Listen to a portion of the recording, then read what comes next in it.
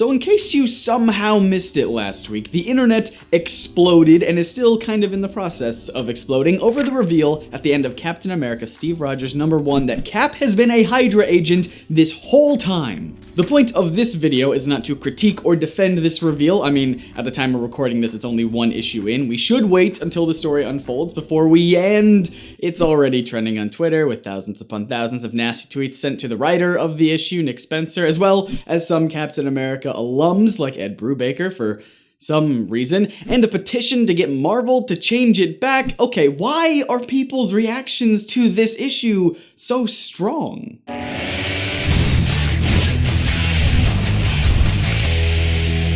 If you aren't caught up with the current state of Captain America comics, let's catch you up. A recap, if you will. The World War II super soldier veteran who was frozen in ice for decades and thought out in modern times to fight for freedom against the forces of any and all who oppose what's right was revealed to have been a Hydra agent, a terrorist organization bent on world domination, this whole time, since the beginning.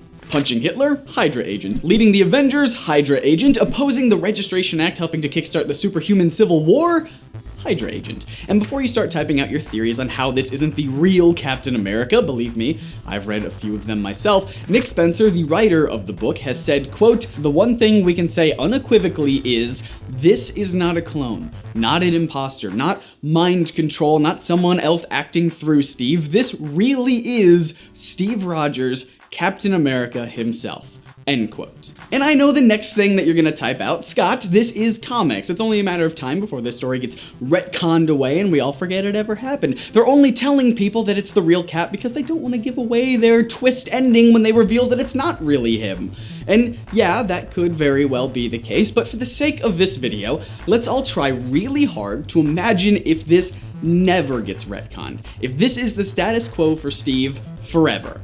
I know it's a lot to ask. Instead of focusing on my predictions or a simple review of the comic, I want to instead try to figure out why this story is being told in the first place, and why the internet exploded because of it. If you're cynical, you might simply believe that this story is being written simply because it's a gimmick. It's the 75th anniversary of the character, after all. They need to do something big, and this story is just here to make noise and hopefully sell comics. Heck, Stan Lee even said explicitly that this twist is hopefully going to make you curious enough to buy the comics, which is, you know, pretty much what a gimmick is. But it's going to make you curious. It's going to make you want to read the books. And I can't imagine that this didn't have at least a little impact on why they're telling this story, but I don't think it's the only reason. Captain America Steve Rogers #1 has its place in American culture, and this is where I may lose some of our international viewers, but we're in the middle of a crazy election right now, and this is reflected in the comic.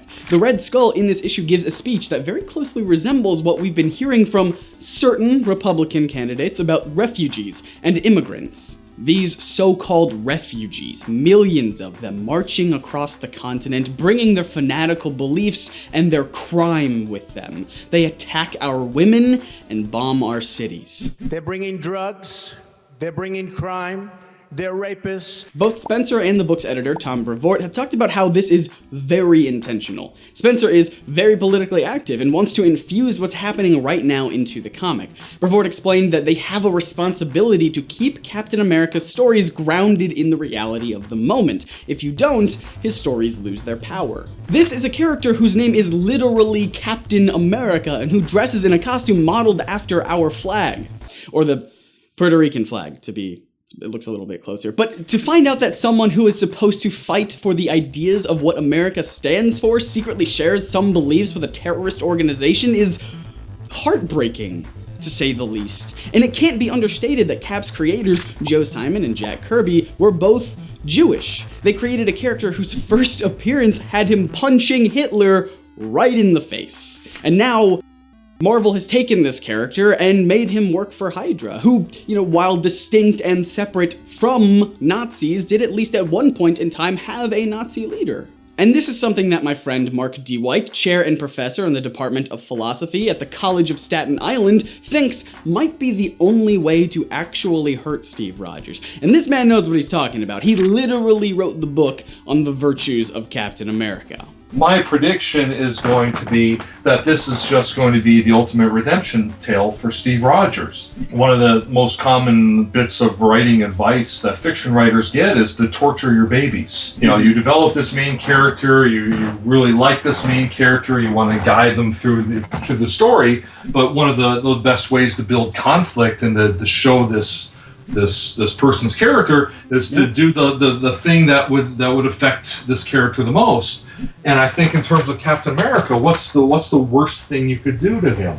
Obviously, they've killed him half a dozen times. Yeah. That didn't stick. You could certainly hurt or kill his loved ones. You could break his shield. That gets him all sad. Yeah. You know, obviously, the original thing that was done to him was Bucky dying in World War II, dying in quotes. But I mean, this did affect him for decades. So I mean, it was real to him because he didn't know the truth. Right. But I mean, if Captain America at his core, Steve Rogers at his core is his integrity, then obviously the worst thing you can do to him is take that away. And this is the point of the story. They want you to be upset, because the only real way that Cap could be hurt is if people start to lose faith in him, a character who many have put on a pedestal as an infallible symbol of moral righteousness. Revort even said in an interview, quote, "There should be a feeling of horror or unsettledness at the idea that somebody like this can secretly be part of this organization. There are perfectly normal people in the world who you would interact with on a professional level or personal level, and they seem like the salt of the earth, but then it turns out they have some horrible secret. Whether it's that they don't like a certain group of people or have bodies buried in their basement, you should feel uneasy about the fact that everything you know and love about Steve Rogers can be upended." Is it okay to be angry over this? Absolutely. You have every right to be upset, and that's exactly the reaction that Marvel wants. Is it okay to abuse the writers who make the decisions that you disagree with? No, of course not, and Cap would be the first one to tell you that. I cannot stress enough that as of this recording, the story is just one issue in. Just take a breath.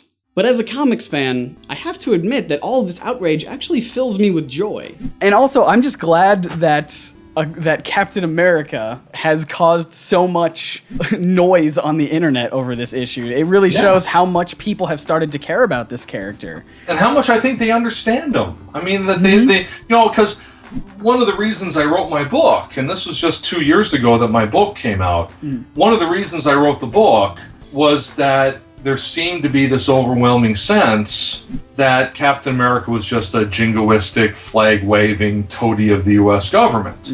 And I obviously I want to show that that's completely wrong, that he emphasizes principle over politics, that he stands up with the government when they're not meeting his ideals, etc. And now this outrage that his principles seem to have been compromised, I'm just glad that all of this is really brought people's understanding of Captain America around to the way I see him. Even though the amount of dialogue he gets in the movies is a fraction of the dialogue that the character gets in the comics in any given year, they filter it much more tightly, and they just get those, profound bits of dialogue that just, I'll hand it to the writers, 100%, that nails what the character means. And, Evans delivers those lines so well and so earnestly that has brought people's understanding of the character around. So when those aspects of the character are apparently endangered by this one issue of the comic book that's come out so far, that people do get enraged. I think that Nick Spencer himself had a brilliant response. In the face of ignorance and resistance, the fact is that everyone is talking about a comic book, and he refuses to believe that's a bad thing. I agree. But what do you guys think about all this? Do you like the Captain America Hydra twist, or do you think it's the worst thing Marvel's ever thought of? Let's talk about it all in the comments below. A huge thanks to Mark D. White for helping out with this video. Definitely check out his new book that's out right now called A Philosopher Reads Marvel Comics Civil War. And if you want to hear our whole conversation about this and Civil War 2 and the movies and stuff, we have a link to this week's NerdSync podcast that's just all about that. It's right there in the description. If you've lost faith in Steve Rogers, you can click right here to watch this video about all of the characters who were also Captain America while Steve Rogers was frozen. But I'll remind you that Captain America has been more than a Hydra agent. You can click right here to watch this video about how he was one time a werewolf It's a really old video, probably doesn't hold up. Watch it anyway. And if this is your first time hanging out with us here at NerdSync, hit that big sexy subscribe button so you don't miss out on all the new videos we make for you every Monday, Wednesday, and Friday that explore the history, science, art, and philosophy behind your favorite comic book superheroes. My name is Scott, reminding you to read between the panels and grow smarter through comics. See ya.